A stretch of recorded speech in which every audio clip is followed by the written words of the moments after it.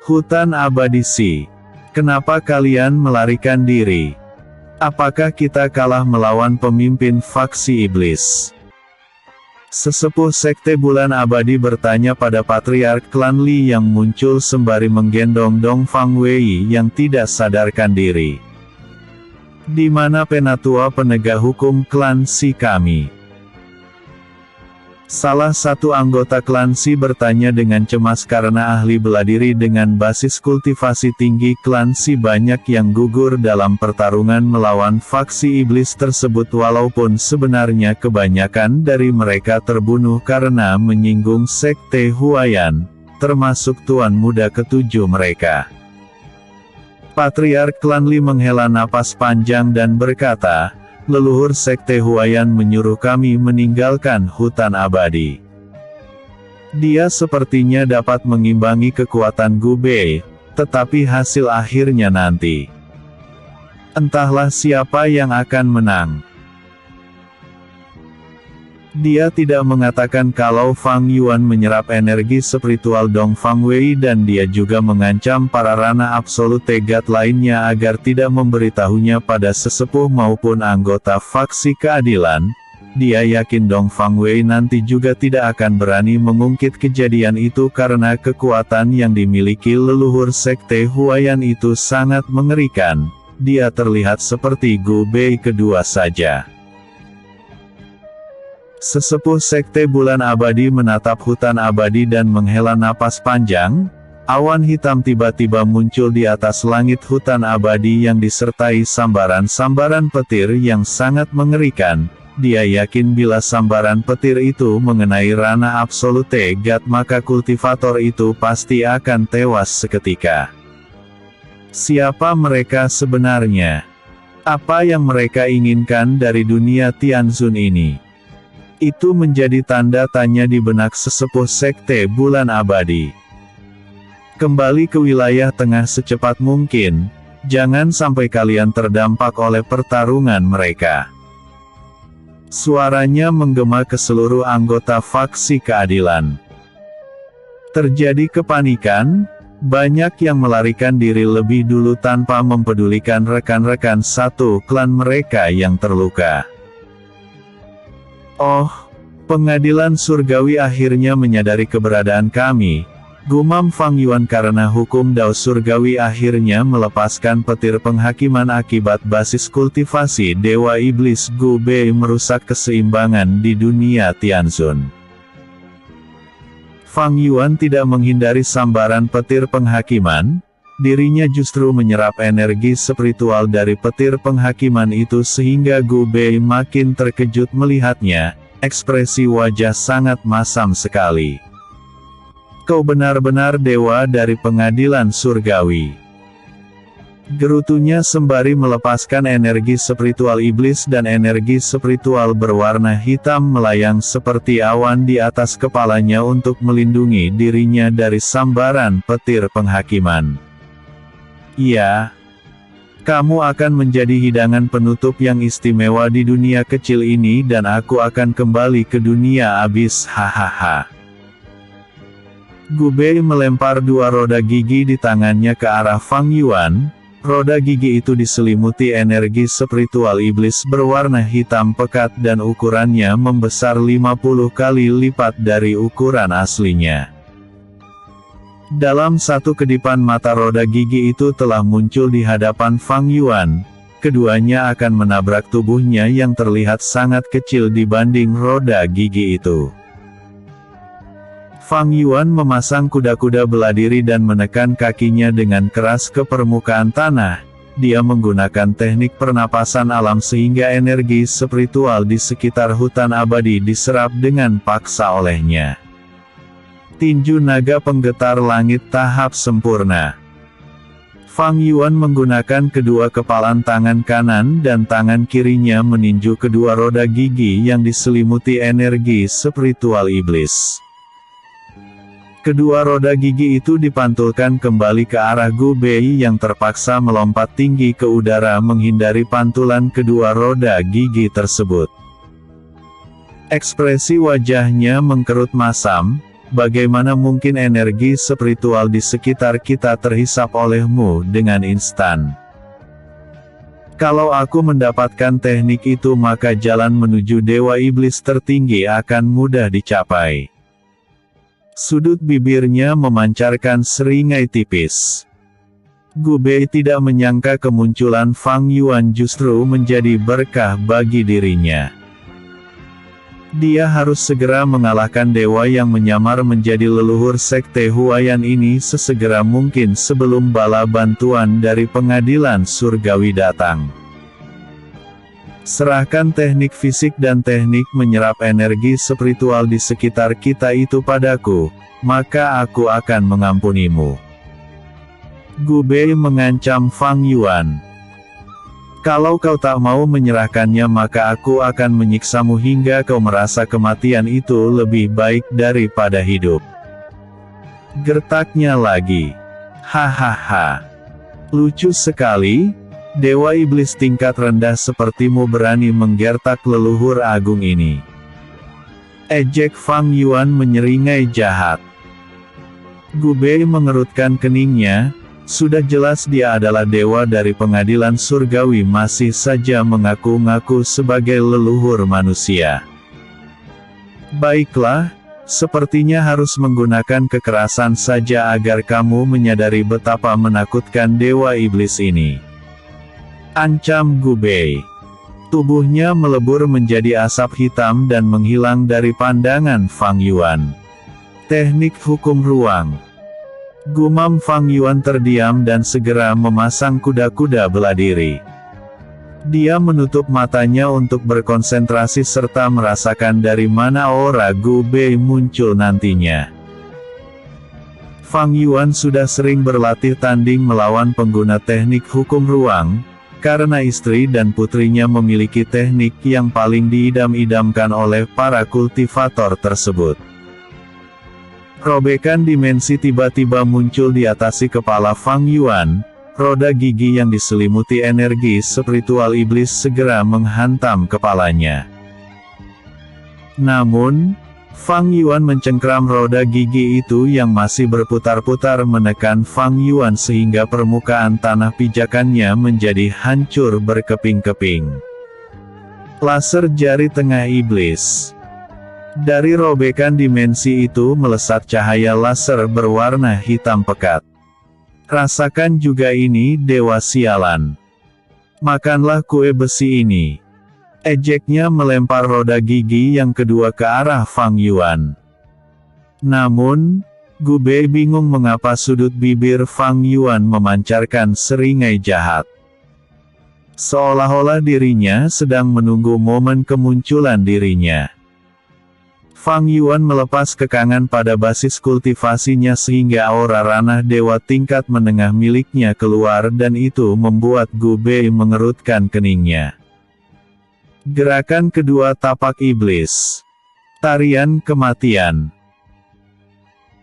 Kobaran api hitam keluar dari telapak tangan Fang Yuan. Kobaran api hitam itu kemudian berubah wujud menjadi telapak tangan raksasa yang jumlahnya sangat banyak dan itu memantulkan kembali roda gigi milik Gu Bei, sedangkan laser jari tengah iblisnya malah dilenyapkan. Dada Gu Bei terkena telapak tangan raksasa itu sehingga ia menyemburkan seteguk darah dan terhempas 20 langkah. Sial. Ternyata dugaanku benar kalau dia adalah dewa tingkat menengah. Kalau aku yang dulu maka melawannya hanya semudah membalikkan telapak tangan saja, tetapi kini basis kultivasiku cuma dewa iblis tingkat rendah saja. Gumamnya menggerutu. Sebaiknya aku kabur ke dunia yang lebih rendah lagi dan memulai semuanya dari awal lagi. Pikirnya sembari menggunakan teknik hukum ruang untuk melarikan diri. Namun, Fang Yuan telah mengantisipasi tindakan Gu Bei, setelah menggunakan gerakan kedua tapak iblis. Tarian kematian, dia langsung menggunakan gerakan ketiga tapak iblis. Kutukan Asura. Rantai-rantai besar yang diselimuti kobaran api hitam melilit kaki Gu Bei yang akan melebur dalam ruang hampa. Gu Bei terkejut, padahal sedikit lagi dirinya akan berhasil kabur dari dewa terkutuk itu. Hancurlah! Dia menggunakan roda gigi untuk memotong rantai yang mengikat kakinya. Namun, tindakan itu sia-sia saja, sehingga ia mencoba lagi menggunakan teknik laser jari tengah iblis memotong rantai itu dan hasilnya tetap sama. Kini rantai itu malah menariknya keluar dari retakan dimensi dan melilit seluruh tubuhnya. Tidak kek. Jangan bunuh aku. Tolong Ngeng. Gu Bei berteriak histeris. Asap hitam di sekitarnya tiba-tiba berubah wujud menjadi tengkorak manusia raksasa dan mulut tengkorak itu menganga lebar, kemudian ia melahap Gu Bei. Fang Yuan segera menyerap energi spiritual milik Gu Bei dan menggunakan teknik pernapasan alam untuk mengubah energi spiritual iblis Gu Bei menjadi energi spiritual api Phoenix. Fang Yuan telah berada di puncak ranah dewa tingkat menengah. Setelah menyerap energi spiritual iblis Gu Bei, basis kultivasinya langsung meningkat ke ranah dewa tertinggi. Sudut bibir Fang Yuan memancarkan seringai tipis. Setelah ia berkultivasi di lapisan kedua neraka, maka itu sudah cukup untuk melakukan tindakan yang akan mengguncang dunia surgawi.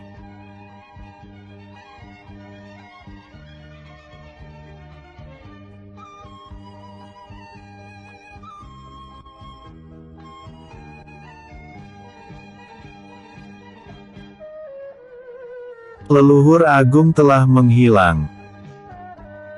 Pengadilan surgawi tidak menyangka ternyata ada dewa iblis tingkat rendah di dunia Tianzun, dan salah satu orang pilihan yang menerima dao keberuntungan surgawi telah lenyap beberapa saat yang lalu. Walaupun tanda kehidupannya masih menyala, tetapi dengan kemunculan dewa iblis tingkat rendah itu maka dunia Tianzun dalam bahaya besar.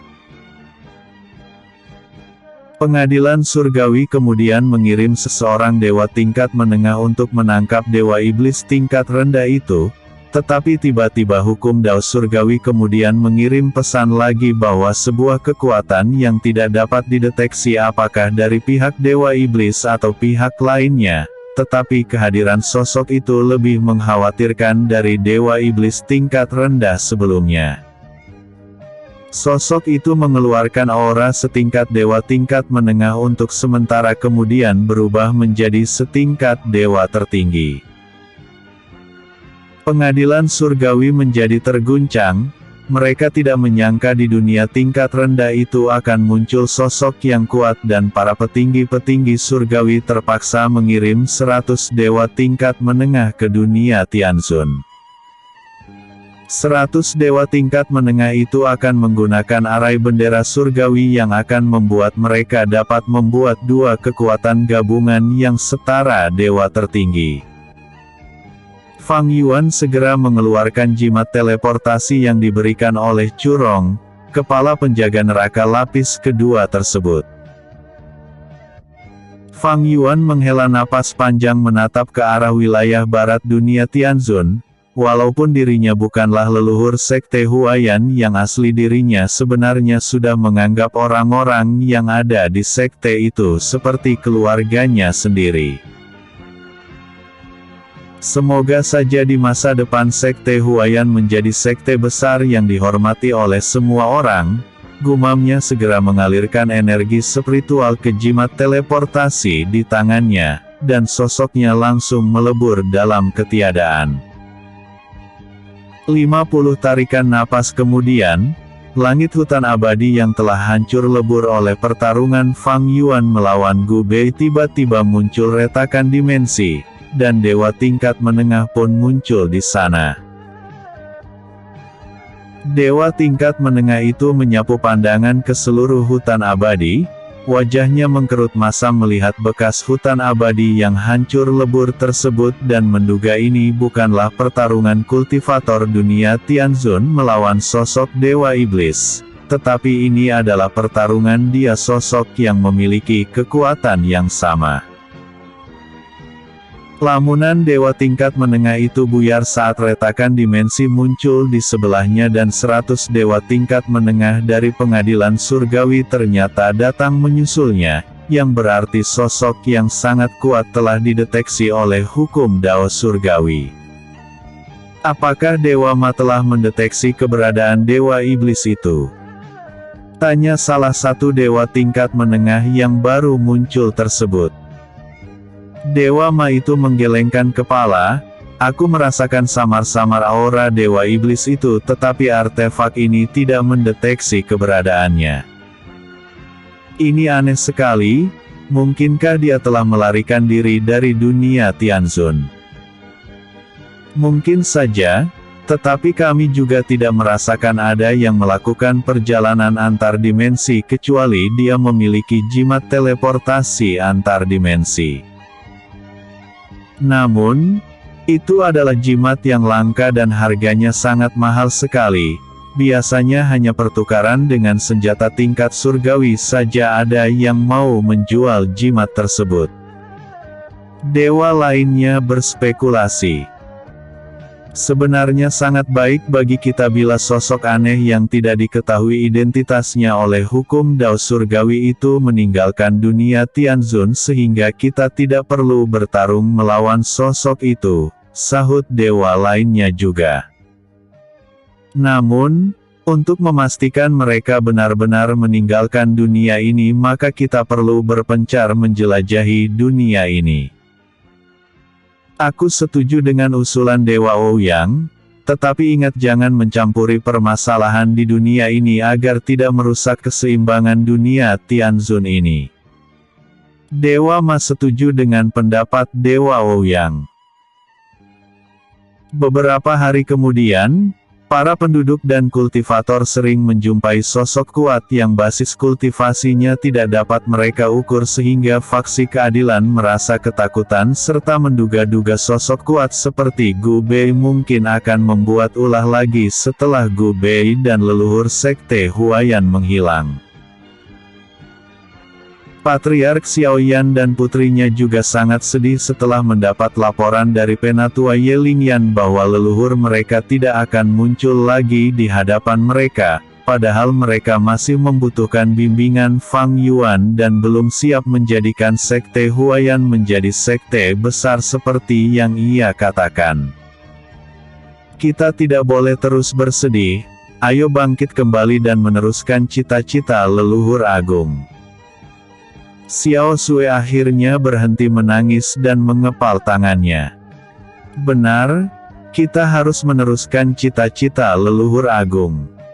Penatua Yelingyan menyeka air matanya. Patriark Xiaoyan sangat senang mendengar seruan keduanya, padahal ia mengira dua gadis cantik yang tergila-gila dengan ketampanan Fang Yuan itu tidak akan memiliki semangat hidup lagi. Baiklah, kalau begitu kalian berdua pergi hibur para murid-murid di luar sana. Sudah beberapa hari tidak ada yang mendatangi lapangan latihan sekte, sahutnya. Keduanya terkejut mendengarnya karena tidak menyangka para murid-murid juga memiliki perasaan yang sama seperti mereka. Episode sebelumnya, Hutan Abadi Si. Episode berikutnya, kembali ke neraka. Yuan. Kembali ke neraka. Robekan dimensi muncul di lapisan pertama neraka, sehingga Cunan yang merupakan penanggung jawab tempat itu segera menghunus senjatanya bersiap-siap melawan sosok yang berani mengusik tempatnya tersebut. Namun, ia langsung mengerutkan keningnya karena yang muncul ternyata adalah Fang Yuan yang beberapa bulan yang lalu juga mendatanginya. Cunan menyimpan kembali senjatanya dan tersenyum sinis menatap Fang Yuan. Kenapa kamu lama sekali hanya untuk menangkap Dewa Iblis lemah? Curong berkali-kali mendatangiku dan bertanya apakah kau telah kembali. Chunan sampai jengkel pada Curong karena wanita itu malah marah-marah pada dirinya padahal yang mendapatkan misi darinya bukan dirinya tetapi Fang Yuan, kenapa dirinya ikut mendapatkan getahnya. Menangkap mantan Dewa Iblis saja sulit bagimu, bagaimana nanti kau akan menghadapi para dewa? Sindir Chunan lagi. Ah, saudara Chu seperti tidak tahu diriku saja, sahut Fang Yuan tidak merasa bersalah sedikitpun dan langsung duduk di salah satu kursi batu. Aku ini kan selalu baik makanya aku mengendap-endap di dunia Tianzun serta menunggu dengan sabar kemunculan Gu Bei, kemudian aku menyergap dan membunuhnya. Kamu pasti tahu kan alasannya. Aku tidak ingin para penduduk yang tidak bersalah terkena dampaknya. Fang Yuan berkata dengan bangga. Chunan mengerutkan keningnya mendengar alasan konyol itu, karena di masa lalu Fang Yuan adalah dewa satu-satunya yang akan bertindak bila menguntungkan dirinya saja makanya dia berakhir di neraka dan status dewanya juga dicabut. Untung saja Dewa Yama baik padanya sehingga saat bereinkarnasi menjadi manusia, ingatan masa lalunya dikembalikan secara perlahan-lahan. Chunan dan Fang Yuan menutup hidung karena tiba-tiba mencium aroma menyengat. Sesaat kemudian ribuan kelopak bunga muncul di hadapan mereka dan kelopak bunga itu bersatu membentuk sosok wanita cantik berdada besar. Sudut bibir wanita itu memancarkan seringai tipis menatap Fang Yuan. Fang Yuan menangkupkan tinju dan berkata, "Senior Rong selalu terlihat cantik seperti biasanya." Curong tersipu malu mendengar godaan Fang Yuan sehingga Chunan tersenyum masam. Seharusnya Curong saat ini marah-marah pada Fang Yuan karena melaksanakan misi dengan sangat lambat tetapi yang terjadi malah di luar ekspektasinya. Terus, di mana Gu Bei? Dan pengadilan surgawi tidak menyadari keberadaanmu, kan? Selidik Curong penasaran. Tentu saja pengadilan surgawi tidak mengetahui keberadaanku, tetapi sayang sekali Gu Bei malah hancur berkeping-keping saat menerima tinjuan lembut dariku. Ah, dia lemah sekali. Padahal aku mengira dia bisa membuatku mengeluarkan sedikit keringat, canda Fang Yuan sembari tertawa terkekeh-kekeh. Curong bernapas lega mendengar jawaban dari Fang Yuan. Kini ia tidak perlu khawatir lagi kalau ada pemeriksaan tawanan dari pihak pengadilan surgawi atau dari Dewa Yama, karena ia cukup menjawab tawanan yang tidak ada dalam daftar berarti telah mati selama menjalani hukuman di lapis kedua neraka tersebut. Pihak pengadilan surgawi tidak akan mempermasalahkan bila para tawanan itu tewas selama menjalani proses hukuman, tetapi bila ada tawanan yang ditemukan di luar neraka maka jabatannya sebagai pemimpin lapis kedua neraka akan dicabut dan juga mendapatkan hukuman berat karena membiarkan tawanan kabur dari neraka. Kalau begitu, kalian cepat keluar dari tempatku. Jangan jadikan ruanganku ini sebagai tempat berdiskusi kalian, aku tidak ingin dianggap satu komplotan dengan kalian. Gerutu Chunan mengusir Fang Yuan dan Curong. Dewa Yama belum mengetahui Fang Yuan telah kembali lagi ke dalam neraka dan dirinya sebaiknya menjaga jarak dengan kedua orang aneh di hadapannya ini agar tidak mendapatkan hal buruk di masa depan. Ah, teganya saudara Nan mengusir gadis tercantik di dunia bawah ini. Curong berpura-pura sedih tetapi Chunan malah menutup hidungnya sehingga wajahnya mengkerut masam. Baiklah, ayo kita pergi Yuan Gege. Dia langsung membalut tubuh Fang Yuan dengan ribuan kelopak bunga. Fang Yuan hanya pasrah saja dibalut dengan kelopak-kelopak bunga yang mengeluarkan aroma bau yang menyengat tersebut. Selama perjalanan menuju lapis kedua neraka, Fang Yuan teringat dengan bunga lavender berusia 100.000 tahun yang diberikan oleh siluman Jenderal Kera Emas saat di Sekte Huayan. Siluman itu mengira bunga lavender itu merupakan sumber daya langka dan bila diolah oleh alkemis mungkin akan menjadi pil legendaris yang membuat dirinya ditarik oleh hukum Dao surgawi ke surga. Namun, Fang Yuan mengatakan bunga lavender itu bukanlah sumber daya yang berguna untuk meningkatkan kultivasi, sehingga siluman itu memberikan bunga lavender pada Fang Yuan karena itu tidak berguna baginya. Fang Yuan menyimpan bunga lavender berusia 100.000 tahun itu dalam cincin dimensinya karena berharap di masa depan ia menemukan kegunaan bunga tersebut.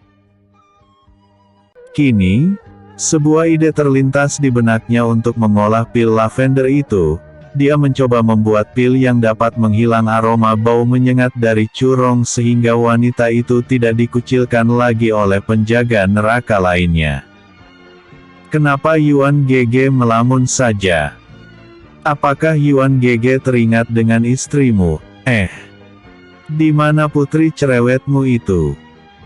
Curong akhirnya menyadari kalau tak ada Fang Ling di sisi Fang saat ini.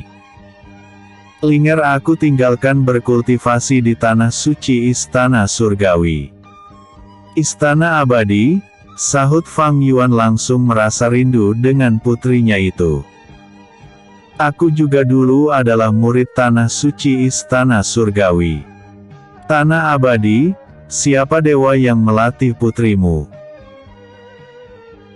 Curong penasaran mungkin saja beberapa teman lamanya masih di sana, tetapi ia menduga itu kemungkinan sangat kecil karena ia sudah ratusan ribu tahun menjadi penjaga neraka dan kemungkinan rekan-rekannya itu telah mencapai ranah dewa tertinggi yang secara otomatis membuat mereka mendapat tempat di istana langit kecuali mereka memilih menjadi guru yang melatih para dewa-dewa baru.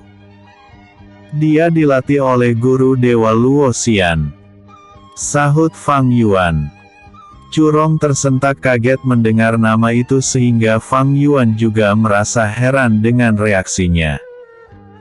Namun, Curong segera berkata, "Oh, dia adalah teman masa laluku, hahaha.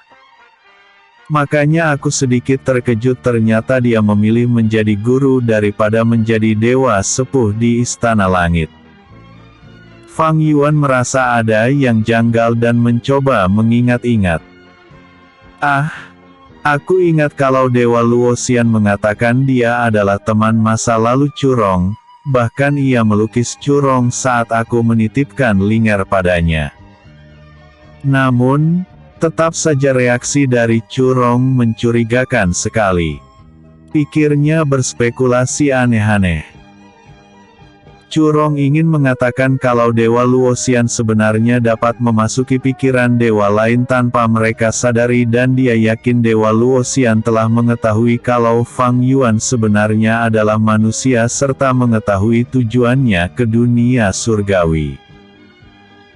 Namun, Curong juga merasa heran kenapa Dewa Luoxian masih membiarkan Fang Yuan bertindak leluasa di dunia surgawi dan tidak mencegah aksi gilanya. Curong memilih tidak memberitahu rahasia Dewa Luoxian pada Fang Yuan agar ia fokus meningkatkan kekuatannya, karena bila ia memberitahu rahasia Dewa Luoxian saat ini maka Fang Yuan pasti akan kembali ke tanah suci istana surgawi. Istana abadi untuk menjemput Fang Ling.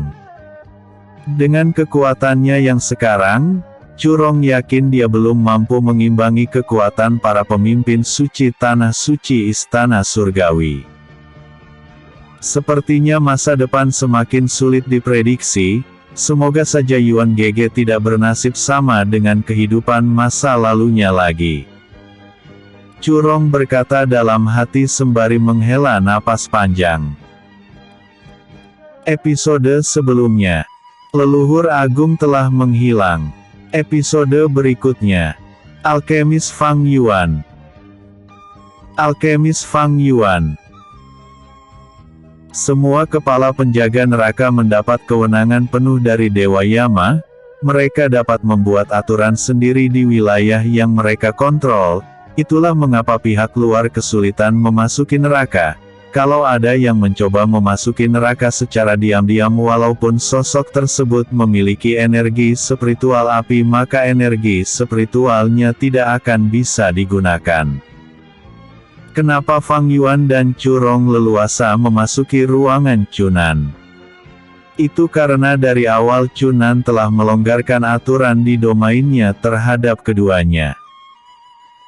Tunggu sebentar, sebelum kita memasuki lapisan kedua aku akan memberikan wewenang khusus untuk Yuan GG agar bisa leluasa di tempatku. Seru Chu Rong sembari mengeluarkan artefak berbentuk pagoda kecil. Chu Rong mengalirkan energi spiritual ke artefak berbentuk pagoda kecil itu dan menulis kata, bebas dengan darahnya, yang berarti Fang Yuan dapat melakukan apa saja di lapis kedua neraka. Pantas saja di masa lalu aku tidak bisa bergerak leluasa di dalam neraka ini walaupun sudah menjilat Dewa Yama, ternyata dia tidak mempercayaiku sepenuhnya. Fang Yuan berkata sembari tersenyum masam, padahal ia telah memberikan teknik tidak sempurna dari teknik pernapasan alam padanya. Dinding kabut hitam terbuka, kemudian Chu Rong dan Fang Yuan memasuki lapis kedua neraka. Tentu saja tidak mudah mendapatkan perhatian khusus dari Dewa Yama. Aku saja butuh 100.000 tahun lebih agar diangkat menjadi penjaga biasa dan butuh waktu ribuan tahun untuk menjadi penjaga lapis pertama serta 1000 tahun kemudian naik menjadi penjaga lapis kedua, kemudian entah kapan lagi akan naik jabatan, hahaha. Fang Yuan tersenyum lebar saat melihat pemandangan di hadapannya, di mana-mana terdapat manusia, asura, siluman dan iblis yang sedang menjalani hukuman. Mereka semua adalah para pendosa di kehidupan sebelumnya. Fang Yuan harus menahan keinginannya untuk menyerap energi spiritual sebanyak-banyaknya di lapis kedua neraka karena ia sudah berniat untuk membuat pil yang dapat menghilangkan aroma bau menyengat pada Chu Rong. Hei, bocah tampan. Sepertinya kau memiliki mental yang kuat padahal sudah dikirim ke tempat yang menyeramkan ini. Tiba-tiba penjaga bertubuh pendek dan memiliki wajah iblis hijau menyeringai jahat menghadang langkah Fang Yuan. Dia mengira Fang Yuan adalah pendosa baru yang dibawa oleh Chu Rong dari gerbang neraka. Menyiksa pendosa yang baru datang adalah hiburan yang sangat menarik bagi para penjaga neraka karena para pendosa itu pasti akan memohon-mohon ampunan serta berteriak histeris. Chu Rong menggelengkan kepala tanpa memberitahu kalau Fang Yuan tidak terikat dengan aturan yang ada di lapis kedua neraka. Karena ia sebenarnya membenci para penjaga neraka sebab mereka sering mengucilkan dirinya karena memiliki aroma bau tubuh yang menyengat. Bolehkah aku merawat bocah tampan ini, Dewi Rong?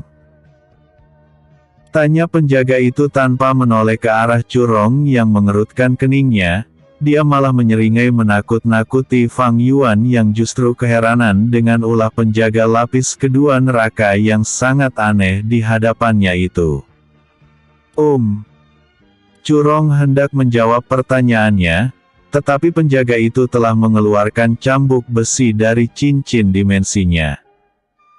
Ayo perlihatkan bokongmu bocah tampan, hehehe.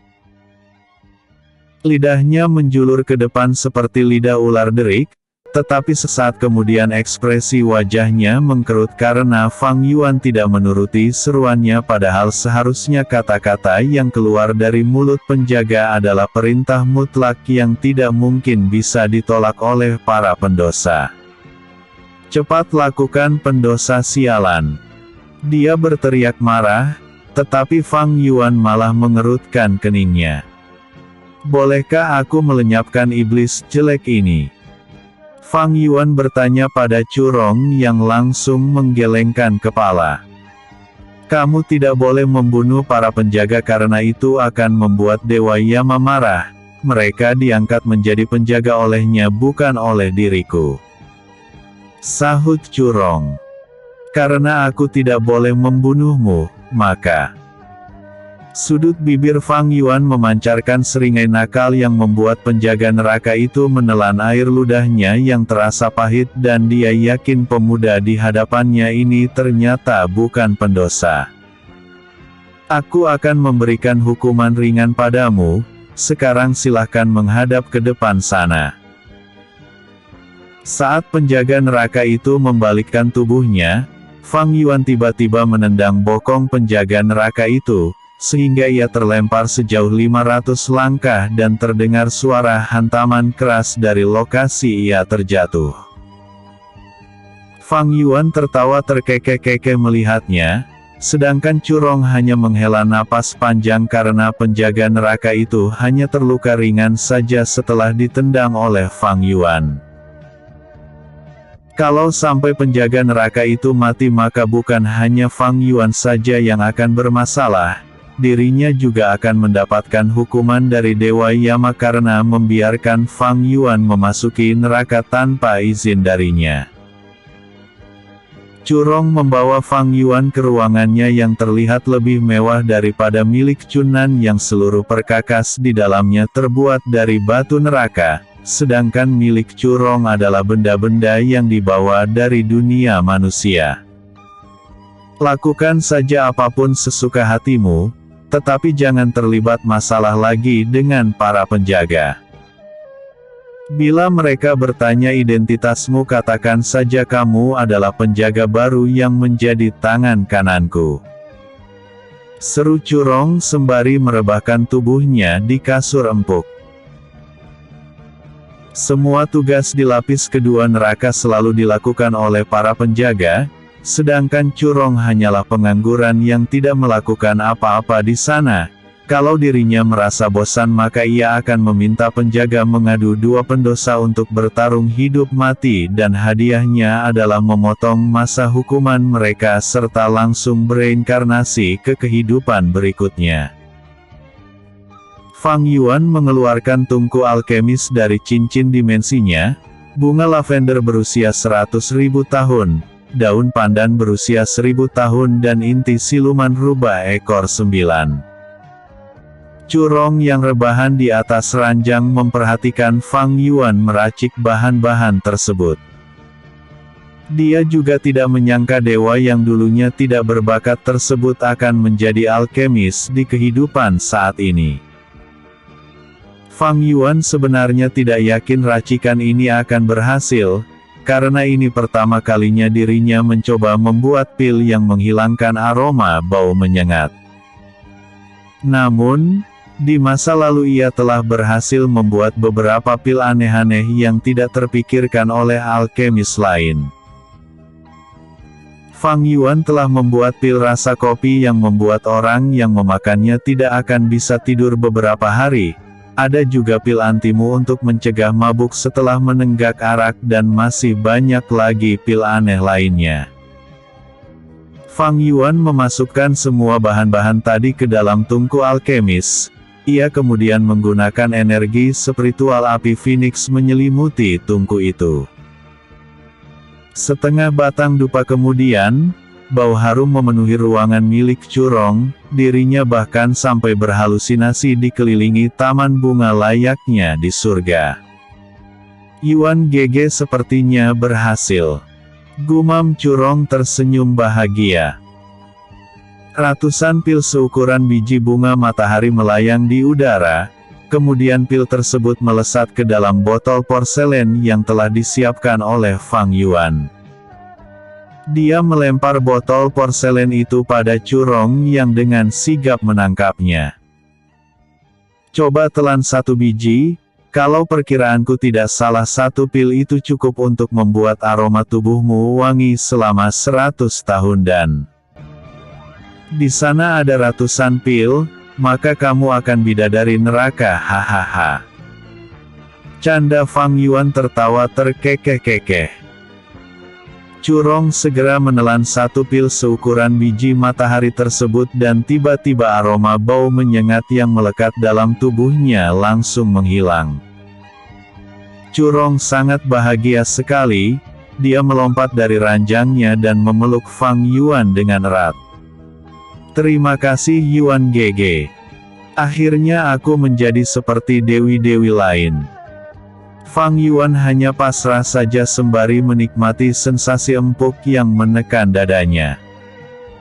Beberapa tarikan napas kemudian ia teringat dengan tujuannya ke lapis kedua neraka. Bolehkah aku mendapatkan hadiahku sekarang walaupun sebenarnya aku menikmati sensasi ini, hahaha. Ekspresi wajah Curong memerah, dan segera mendorong dada Fang Yuan agar menjauh darinya. Ya, sudah. Cepat lakukan saja apa yang kamu mau dan ingat jangan lukai para penjaga. Sudut bibir Fang Yuan memancarkan senyuman tipis, dia sangat senang melihat teman lamanya itu bahagia dan segera keluar dari ruangan Curong tanpa mengucap sepatah kata pun. Episode sebelumnya. Kembali ke neraka. Episode berikutnya. Shen Wei. Fang Yuan memperhatikan para pendosa yang sedang menjalani hukuman di lapis kedua neraka. Dia sedang mencari pendosa yang memiliki basis kultivasi tinggi.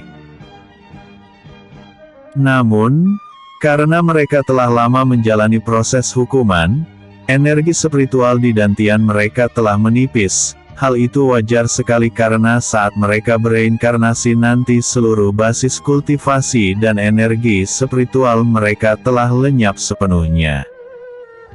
Fang Yuan melihat sosok penjaga bertubuh pendek dengan wajah iblis berwarna hijau yang ia tendang tadi.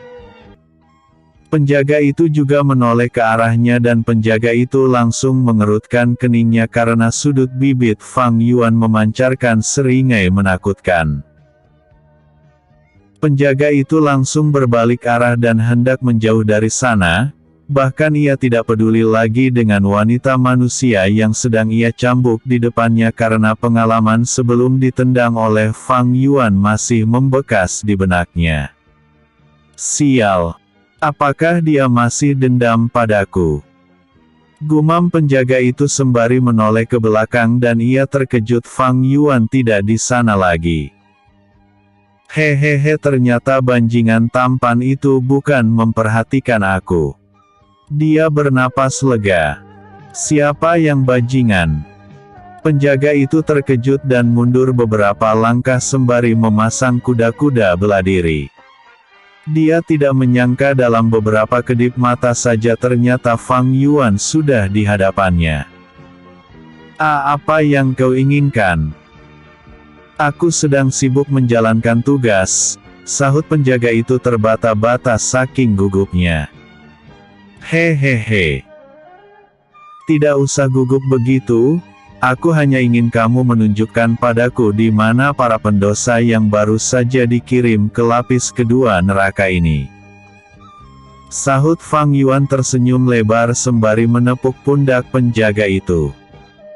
Wanita manusia yang dicambuk oleh penjaga itu tampak kebingungan, dia hanya memperhatikan pembicaraan mereka saja tanpa mengucapkan sepatah kata pun.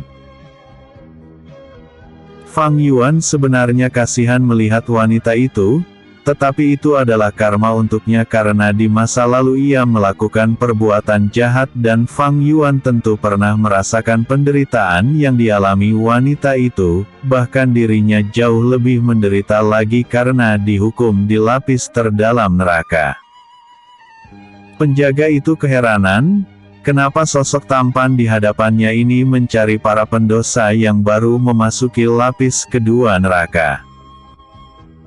Namun, ia tidak berani bertanya apa alasannya, dia justru menunjuk ke arah sosok golem sebesar gunung. Penjaga Shen Wei itulah yang bertanggung jawab atas para pendosa baru, sahut penjaga itu. Aku tahu Dewa Senior adalah teman Dewi Curong serta sangat kuat, tetapi Dewa Senior harus hati-hati saat berurusan dengannya. Dia itu mudah marah dan tak segan-segan menyiksa siapapun itu kecuali para kepala penjaga.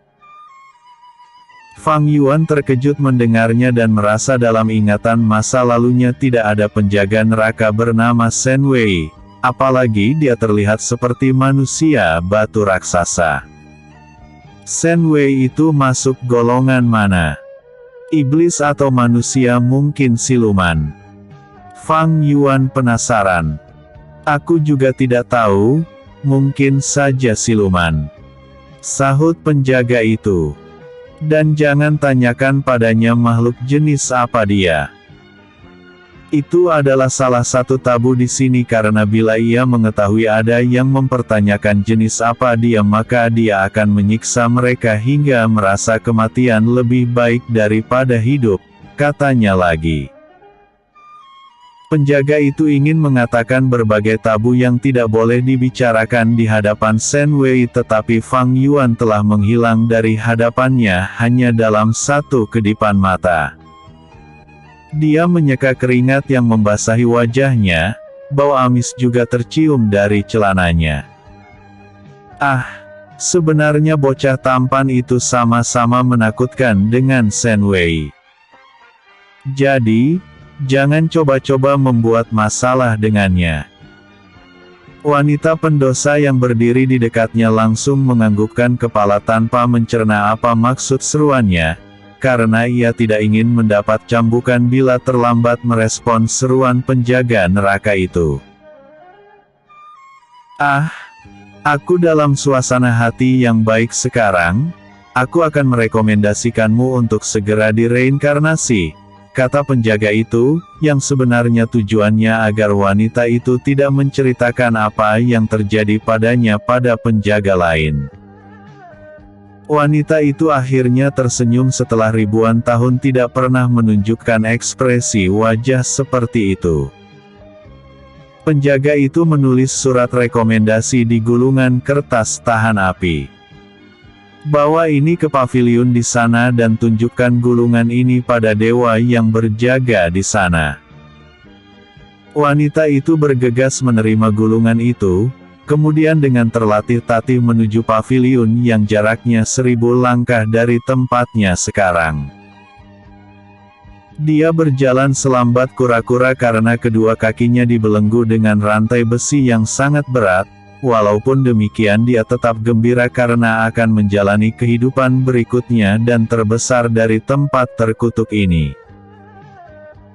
Fang Yuan muncul di sebelah Shen Wei yang sedang menjentik dengan jari tangannya pada para pendosa yang berbaris panjang di hadapannya. Shen Wei tertawa terkekeh-kekeh setiap menghempaskan para pendosa ke berbagai penjuru neraka lapis kedua. Nama Gao Chenfeng. Usia 125 tahun. Mati karena dikepung oleh para kultivator ranah absolute God karena kamu adalah pemimpin organisasi jahat yang menculik para wanita muda untuk dijadikan wadah pil umur panjang. Shen Wei membaca riwayat hidup pendosa bernama Gao Chenfeng tersebut. Ekspresi wajah Gao Chenfeng terlihat ketakutan.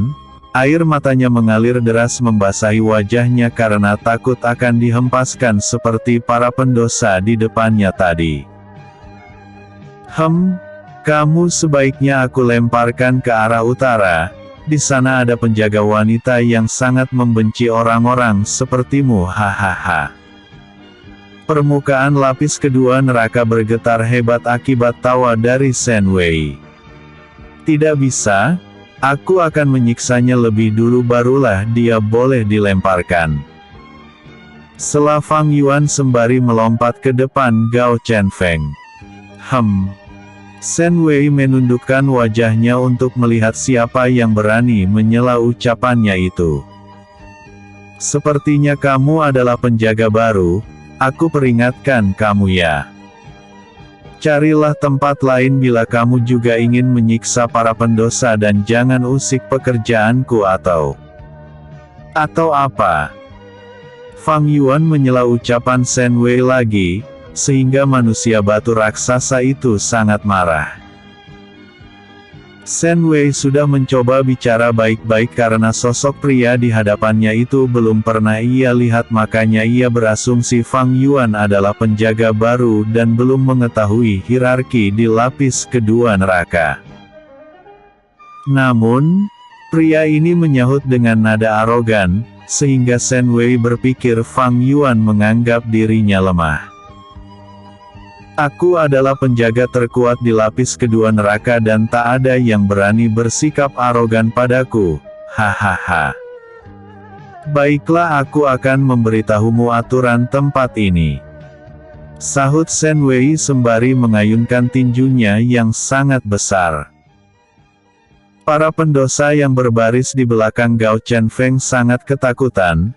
Mereka ingin menghindar tetapi tubuh mereka tidak merespon keinginan mereka. Dasar batu bodoh. Apa kamu tidak memiliki otak? Aku ini adalah wakil kepala penjaga yang juga asisten pribadi Dewi Curong. Fang Yuan tidak menghindari tinjuan Shen Wei. Dia justru mengepal tangannya dan dengan santai menahan tinju raksasa itu. Apa? Shen Wei terkejut, padahal dirinya adalah yang terkuat kedua di lapis kedua neraka. Dia juga terkejut sosok yang terlihat lemah ini ternyata memiliki jabatan wakil lebih tinggi darinya. Namun, ia tidak pernah mendengar ada jabatan wakil kepala penjaga apalagi asisten pribadi Dewi Curong. Kau pikir aku bodoh? Gerutunya. Tombak raksasa berbentuk batu besar yang diselimuti api hitam muncul di tangannya. Tombak itu sangat panjang sekali, bila itu melesat ke arah Fang Yuan maka seluruh barisan para pendosa baru akan hancur berkeping-keping oleh bilah pedang itu. Para pendosa baru bertambah panik dan ketakutan. Bila mereka mati di sini maka jiwanya mereka tidak akan bisa melakukan reinkarnasi lagi. Episode sebelumnya, Alkemis Fang Yuan. Episode berikutnya, Kemarahan Shen Wei. Kemarahan Shen Wei. Tubuh batu raksasa Shen Wei terdorong mundur ketika ujung tombaknya berbenturan dengan tinju Fang Yuan. Ledakan energi spiritual yang sangat mengerikan area di sekitar mereka, hanya area berbentuk V di belakang Fang Yuan saja yang masih utuh dan itu membuat para pendosa yang berbaris di belakangnya selamat dari ledakan energi spiritual tersebut. Ah! Batu bodoh ini. Apa kau ingin menghancurkan sumber nutrisi kultivasiku? Gerutu Fang Yuan, karena tujuan utamanya datang kemari adalah untuk menyerap energi spiritual mereka. Untuk mendapatkan izin dari Curong bahkan ia rela pergi ke dunia tingkat rendah menjalankan misi darinya. Shen Wei mengabaikan ucapan Fang Yuan. Ia sedikit tersentak kaget karena sosok di hadapannya ini mampu menahan serangannya tanpa menggunakan senjata tingkat surgawi. Namun, sudut bibirnya memancarkan seringai tipis dan berkata, "Oh, ternyata penjaga baru sepertimu memiliki kekuatan yang lumayan, pantas saja Curong membawamu kemari. Apakah ia sudah tahu rencana kami?" "Iya." Rencana. Fang Yuan kebingungan mendengarnya karena Curong tidak mengatakan apapun padanya tadi. Mungkinkah ada yang ingin mengkudeta posisinya? Pikirnya, karena Dewa Yama membolehkan para penjaga melakukan duel memperebutkan kekuasaan. Namun, sangat jarang terjadi duel untuk memperebutkan posisi kepala penjaga, karena para penjaga tiap lapis neraka itu sangat kuat dan setara dengan dewa tertinggi. Itu bukan urusanmu, tetapi sepertinya kamu memiliki energi spiritual yang sangat padat.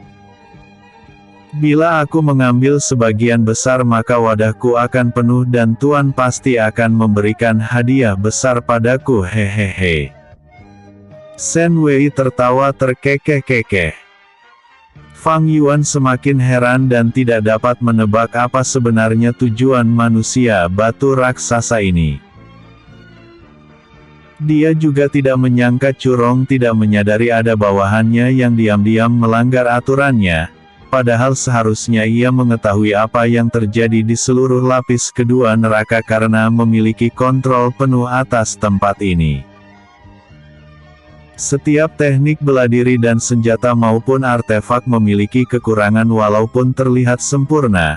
Bisa saja pihak-pihak di belakang manusia batu ini sudah memecahkan celah agar bisa bergerak leluasa di sini, gumam Fang Yuan. Aku tidak peduli apa yang kelompoknya rencanakan, yang penting sekarang adalah aku bebas menyerap energi spiritual para pendosa. Hehehe. Bagaimana kalau aku ambil saja sebagian energi spiritual batu bodoh ini? Sebuah ide brilian terlintas di benaknya. Shen Wei ingin mencibir Fang Yuan tetapi ia terkejut tidak melihat keberadaannya lagi. Apakah dia memiliki teknik hukum ruang? Kalau aku memiliki teknik itu maka aku akan menjadi entitas yang terkuat di alam semesta. Suara Fang Yuan menggema di benak Shen Wei. Dia di belakangku. Gerutunya sembari memutar tubuhnya dengan cepat dan menusukkan tombaknya ke arah sumber suara yang menggema di benaknya itu. Namun, Shen Wei mengerutkan keningnya karena bukan Fang Yuan yang muncul di sana, tongkat besar yang diselimuti oleh kobaran api yang muncul. Tameng prajurit. Seru Shen Wei mundur selangkah dan di depannya muncul tameng batu raksasa seperti yang biasa dibawa prajurit manusia bumi zaman sebelum muncul senjata api. Boom! Neraka lapis kedua bergetar hebat. Para pendosa terhempas oleh getaran itu. Oh, ternyata kamu memiliki artefak pertahanan juga, cibir Fang Yuan sembari mengayunkan tongkat pengemis dari arah samping Shen Wei. Walaupun Shen Wei memiliki bentuk tubuh batu raksasa, tetapi gerakannya sangat cepat. Dalam satu kedipan mata, ia sudah memindahkan perisai batunya menghadang tongkat pengemis. Kali ini Shen Wei langsung melempar tombaknya karena bila ia terus bertahan maka itu akan menjadi kerugian besar baginya. Dengan melakukan serangan balik, maka serangan pihak lawan juga akan mengendur karena harus melindungi dirinya juga. Dia tidak panik dan malah melakukan serangan balik. Apa masa lalunya telah melewati berbagai macam pertarungan hidup mati yang tak terhitung jumlahnya.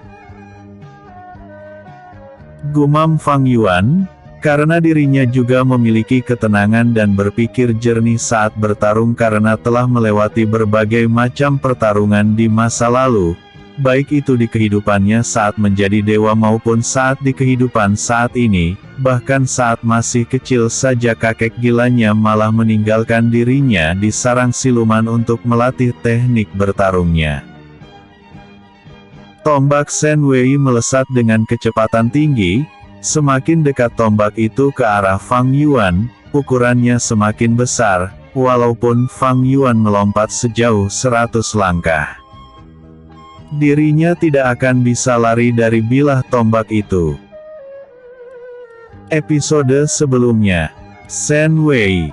Episode berikutnya, akhir yang mengejutkan. Fang Yuan terkejut Shen Wei tiba-tiba melempar tombak ke arahnya dan tidak ada waktu untuk mengelak lagi.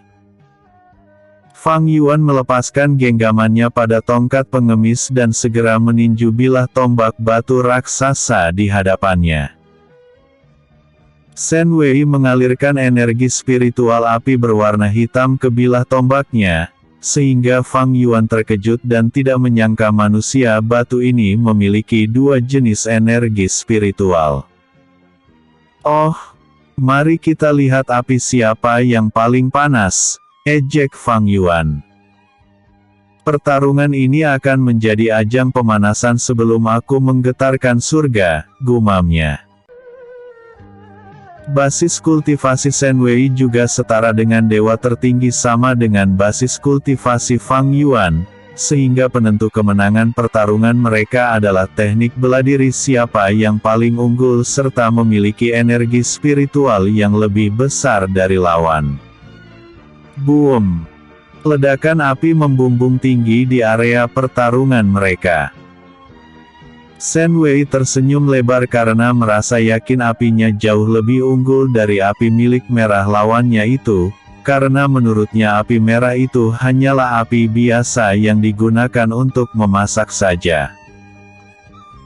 5 tarikan napas kemudian, ledakan api menghilang dan Shen Wei terkejut melihat Fang Yuan baik-baik saja. Malah bilah tombaknya mengalami retakan dan sesaat kemudian tombak itu hancur berkeping-keping. "Sepertinya kamu harus mencari penempas senjata yang handal, hahaha." Fang Yuan tertawa terkekeh-kekeh mengejek Shen Wei. "Jangan-jangan tombak itu dibuat oleh penempa abal-abal," ejeknya lagi. Shen Wei tidak menanggapi ejekan Fang Yuan karena ia tahu Fang Yuan hanya memprovokasinya saja. "Tombak itu hanya senjata sampingan saja, sekarang aku akan bertarung dengan serius," sahut Shen Wei memasang kuda-kuda bela diri. Tubuhnya ditutupi oleh api hitam, kemudian melompat ke arah Fang Yuan. Fang Yuan mengangkat tangan kanannya dan tongkat pengemis yang tergeletak di permukaan tanah langsung berpindah ke cengkraman tangannya. "Pukulan membelah gunung," teriak Fang Yuan mengayunkan tongkat pengemis ke arah depan. Tongkat itu membesar ribuan kali lipat dari bentuk aslinya, terdengar suara yang memekakkan telinga saat tongkat pengemis menghantam kepala batu Shen Wei. Shen Wei terhempas sangat jauh dan retakan menganga lebar di kepalanya. Namun, Shen Wei malah tersenyum lebar sembari berdiri kembali. Fang Yuan merasa ada yang tidak beres dan memperhatikan tubuhnya apakah ada luka atau hal aneh. Namun, tubuhnya baik-baik saja, begitu juga dengan lautan energi spiritual di dantiannya. Bahkan roh bela diri Phoenix masih tertidur pulas tanpa memperdulikan apa yang terjadi pada tuannya. "Sampai jumpa lagi kalau kau masih baik-baik saja di masa depan." Shen Wei melambangkan tangan dan melompat tinggi ke arah utara. Batu bodoh itu ternyata ingin kabur. Gerutu Fang Yuan merasa tertipu dengan akting manusia batu raksasa itu. Fang Yuan segera melesat mengejar Shen Wei. Dia tidak akan membiarkan ladang energi spiritual siap panen miliknya gagal panen. Namun, baru melangkah satu langkah tiba-tiba muncul ratusan manusia batu setinggi 5 tombak dari permukaan tanah. Fang Yuan akhirnya mengerti arti di balik senyuman Shen Wei. Ternyata dia sengaja membiarkan kepalanya dihantam tongkat pengemis agar bisa menanamkan mantra ratusan manusia batu tersebut. Auranya langsung menghilang. Apakah dia memiliki teknik rahasia yang dapat menyembunyikan aura miliknya? Gumam Fang Yuan sembari menghela napas panjang. Hujan pedang tiba-tiba jatuh dari atas yang langsung menghancurkan semua manusia batu itu. Fang Yuan menggunakan jurus pedang meteor menghancurkan mereka karena tidak ingin membuang-buang waktu meladeni mereka satu persatu.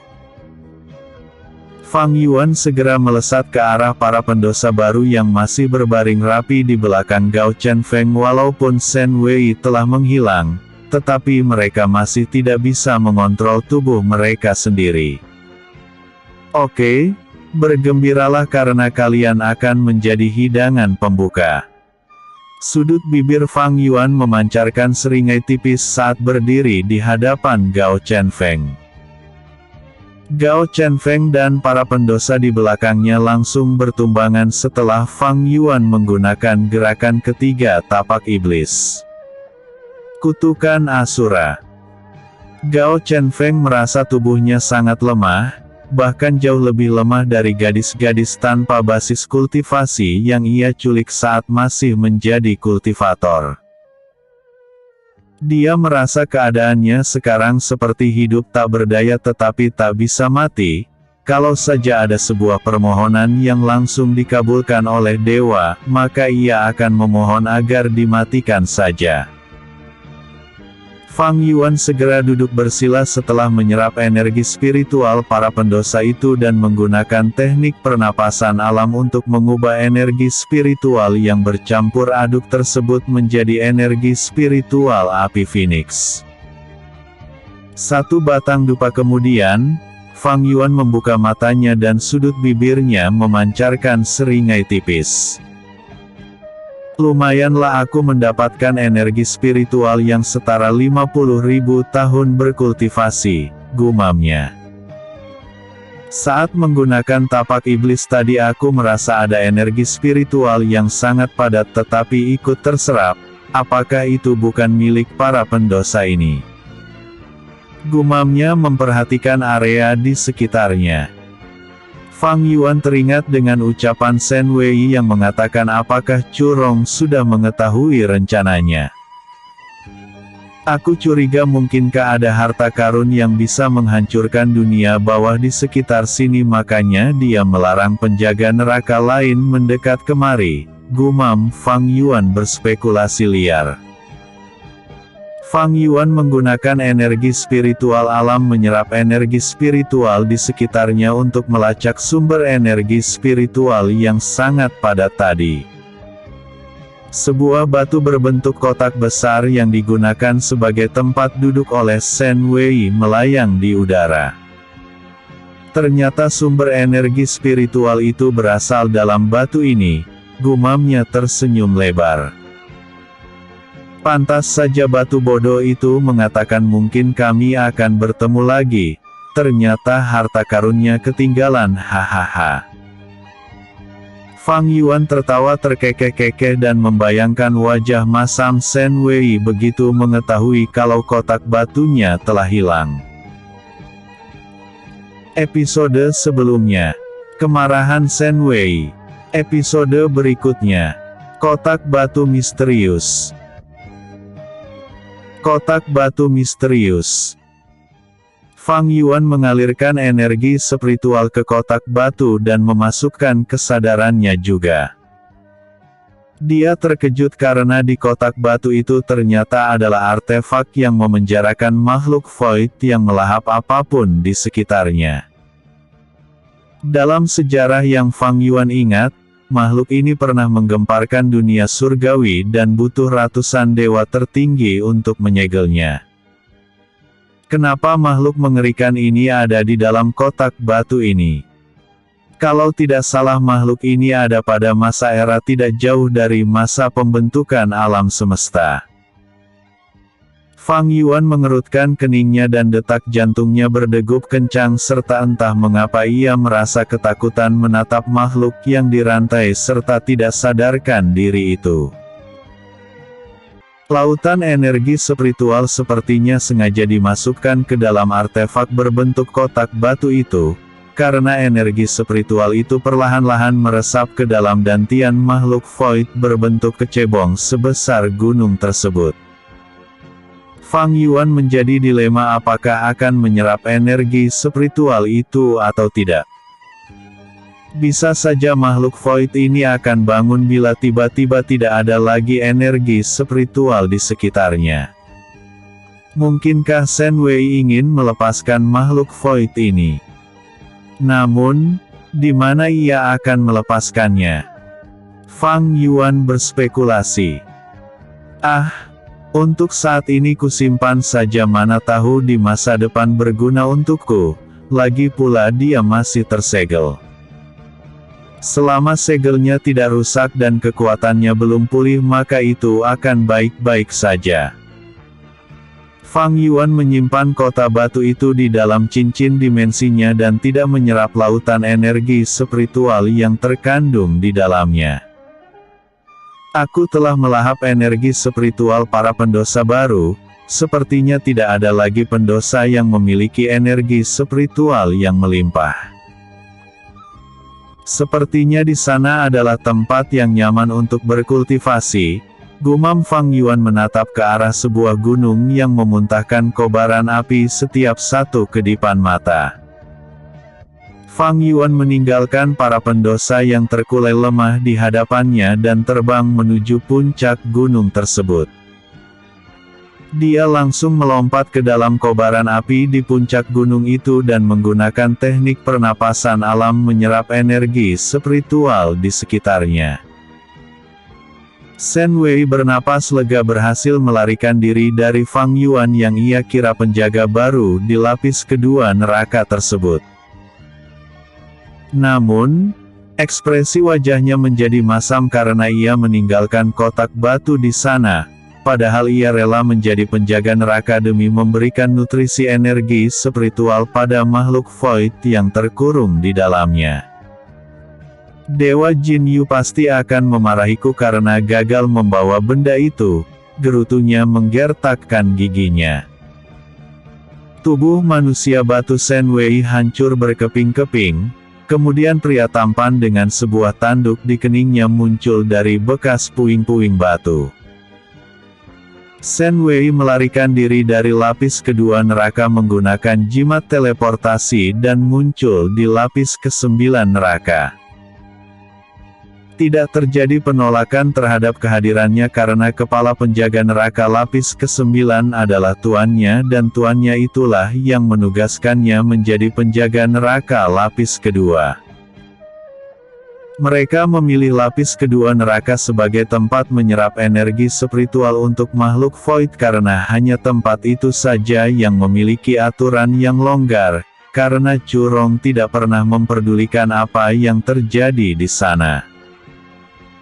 Kilatan cahaya melintas di langit lapis ke-9 neraka dan sosok yang mirip manusia berjubah hitam yang diselimuti aura mengerikan muncul di hadapan Shen Wei. Shen Wei menundukkan wajahnya dan menangkupkan tinju untuk menunjukkan rasa hormat. "Tuan Yu," sapanya dengan gugup. Jin Yu mengerutkan keningnya dan berkata, "Kenapa kamu datang kemari? Bukankah masih butuh ribuan tahun lagi untuk mengembalikan kekuatan makhluk void itu? Jangan bilang kalau Curong sudah menyadari rencana kita." Dia berspekulasi. Kalau rencana mereka diketahui oleh Dewa Yama maka dirinya akan dihukum berat bahkan mungkin saja akan dilenyapkan tanpa diberikan kesempatan bereinkarnasi lagi. Shen Wei menggelengkan kepala dan berkata, "Curong mengangkat penjaga baru dan dia menyinggungku, kemudian kami bertarung dan aku kalah." Jin Yu menatap Shen Wei dengan tatapan tajam karena tidak menyangka dia akan dikalahkan oleh penjaga baru. Penjaga baru itu sebenarnya ingin menyerap energi spiritual para pendosa dan aku yakin dia tidak menyadari kalau kotak batu itu adalah artefak yang memenjarakan makhluk void, karena aku menggunakan artefak itu sebagai tempat duduk dan aku yakin mereka tidak akan peduli pada kotak batu itu. Shen Wei berkata lagi. Jin Yu bernapas lega mendengarnya dan setuju dengan ucapan Shen Wei. Namun, kini ia harus memikirkan cara mengirim bawahannya ke lapis kedua neraka untuk melanjutkan misi mereka menyediakan energi spiritual untuk makhluk void itu. Untuk saat ini kau menjadi penjaga baru di sini dan tidak akan ada yang menyadari kalau kau berasal dari lapis kedua. Namun, hindari kontak dengan Curong karena dia pasti mengetahui aura milikmu, kata Jin Yu. Secepatnya aku akan mengirim seseorang untuk menemukan kotak batu itu, Lanjutnya lagi tetapi ia masih belum bisa memutuskan siapa yang cocok menggantikan posisi Shen Wei di lapis kedua neraka. Jin Yu segera memudar menjadi kilatan cahaya meninggalkan Shen Wei. Dia tidak ingin ada penjaga neraka lapis ke-9 melihatnya berbicara dengan penjaga baru karena tidak ingin terjadi gosip liar di wilayah kekuasaannya. Jin Yu muncul di ruangan yang dipenuhi buku-buku kuno. Dia menendang meja batu di hadapannya hingga hancur berkeping-keping. Sial! Shen Wei sungguh tidak berguna, padahal waktunya tinggal sedikit lagi maka balas dendamku pada Dewa Yama akan segera terwujud. Gerutunya. Jin Yu berencana melepaskan makhluk void di lapis terdalam neraka, tempat singgasana Dewa Yama. Dia yakin dunia bawah akan dihancurkan oleh makhluk void itu walaupun seluruh kepala penjaga neraka bahu-membahu dengan Dewa Yama melawannya, karena makhluk void itu sangat kuat sekali. Jin Yu dulunya adalah dewa dari dunia surgawi, tetapi karena melakukan pelanggaran berat dirinya langsung dikirim ke neraka dan mengalami penyiksaan yang mengerikan. Yang paling membuat menderita adalah sosok yang menyiksanya dilakukan langsung oleh Dewa Yama dan dijadikan sebagai alat penghiburnya saja hingga akhirnya diberikan kesempatan menjadi penjaga neraka karena Dewa Yama telah menemukan mainan barunya. Saat menjadi penjaga baru, Jin Yu memasuki ruang pribadi Dewa Yama yang saat itu meninggalkan dunia bawah. Dia merasakan aura mengerikan dari sebuah kotak batu yang tergeletak di sudut ruangan, kemudian ia menyimpan kotak batu itu dan mengumpulkan buku-buku kuno untuk mempelajari cara membebaskan makhluk void itu. Oh! Aku hampir lupa kalau aku juga menempatkan Xuan Ji di lapis kedua neraka untuk mengawasi Curong, gumam Jin Yu teringat dengan mantan kultivator manusia tersebut. Xuan Ji memiliki teknik bela diri yang dapat membuat keberadaannya tidak dirasakan makhluk lain. Aku akan menulis pesan untuk memerintahkannya mengamankan kotak batu itu. Saat itu juga Jin Yu mengirim pesan pada Xuan Ji, karena tidak ingin kotak batu itu jatuh ke tangan pendukung Curong atau yang paling ia takuti adalah kotak batu itu dikembalikan pada Dewa Yama. Episode sebelumnya. Akhir yang mengejutkan. Episode berikutnya. Xuan Ji